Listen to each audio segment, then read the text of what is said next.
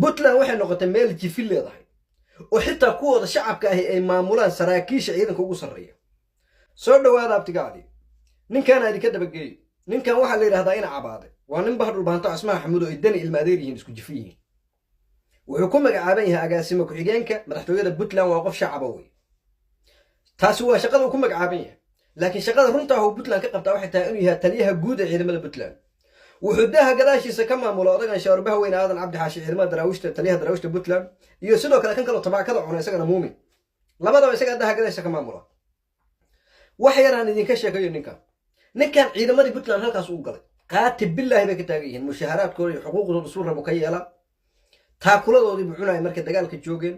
maalin kasta wuxuu isku daya qaybo ka mida inuu burburiyo haddana waa qof shacaba mayd maxaa ugu dambeeyaa la yidhi kan la sii sido hadda wuxuu isku dayay inuu burburiyo ciidamada calmiskaad kasoo dagaalamay laba fariisimood bay kala joogaan cawl sane iyo boosaaso waxaa jooga ciidanka fool maroodi oo ah niman soo akhroona besh soo akhroonay leedahay ciidanka shimbiraale oo ah maxamuud warsangeli ciidanka la yidhaahdo gaashaan oo ah niman isma maxamuud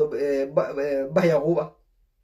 boosaasu intuu saraakiishooda isugu yeeray buu yidhi ciidamada soo xereeya tababar baan dib u gelinaya xuquuq iguma leh raggii ka dhintay magdhow iguma leh baabuurtii iyo qoryihii kaga baaba'ay dagaalkaasna sidoo kale iguma leh hush bay dheheen hor naga tag go-aan geesinimaday qaateen oo raganimo le ku bogaadinaya halkaa kuma uu joogsan kuwii kaluu niman u diray 3 nin buu isugu yeeray ninka la yidhahdo dhega weyne oo ah maarayaha eraboorka gaalkacyo xasan taata nin la yidhaahdo warsangeliyo isaguna janan ah iyo kii kale yuu ahaa ayaan la dheere oo isaguna ciise maxamuud ah 3daas u diray ciidamadii qaybta 7aad ee ciidamada daraawiishta puntland sidoo kale halkaa waxaa jooga 4 urur wey halkaa waxaa jooga waa galayr waxaa leeyahay uxud beder iyo nimanka leeyahay magnet oo ah ciidankii qalyare ka dhintay oo ah beesha ciise maxamuud leedahay 3da kalena waa ciidan dawliya wey hase ahaatee reeraa u badan warsangeli iyo ugaar salmaan iyo reer biciidyahan wey majortigood nimankaas u diray 3dana idin sheegay wuxuu yidhi ciidamada soo xeray waa burburinay tababar baan dib u gelinay waxay dhaheen ni waxaan idin sheegnaa anuu war idinka dhegaysan mayno dani cid ka hooseyso aan la hadlayna ma leh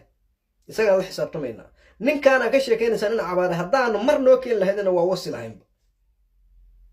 sidoo kale iyaguna way ka diideen 10 urur oo ka mid ciidamada puntland buu isku dayay inuu burburiyo asbuucan gudihiisa calmiskaad markay ka dagaalamayeen mushaaraadkooda cuni jiray xuquuqdooda cuni jiray taakulada ciidanku cuni jiray maalin kasta dhibaatuu ku noqda ciidamada puntland isagoo ah nin shacaba odagan aadan cabdi xaashi aan idinka dhaco sheekadiisa aadan cabdi xaashi xilligii ninka la yidhi cabdiwali caligaas wuxuu ahaan jiray taliyaha qaybta 7aad ciidamada daraawiishta puntland dani markuu xilka qabsaday ciidamaa gadooday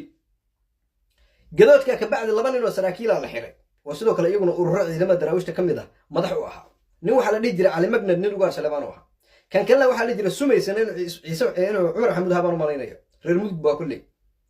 isagana waa la xiray labadaa nin kaa ugaar salebaan iyo kaas cumar xamuud iyo reer biciidyahan ma hubo runtii waxaa kulle reer mudug baa labadaa nin baa aduu boosaasa lagu xiray aadan cabdi xaashi oo qaybta 7aad haystana waxaa la yidhi soo gal madaxtooyada imow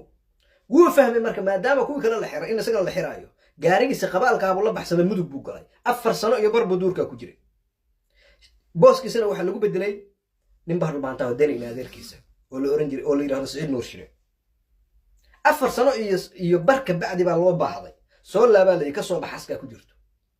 ciidamada daraawiishta puntland taliyahooda tahay laakiin waa ku magacaaban tahay kaliya magacuyaal baa tahay wiil shacaba gadaalka maamulayo ina cabaada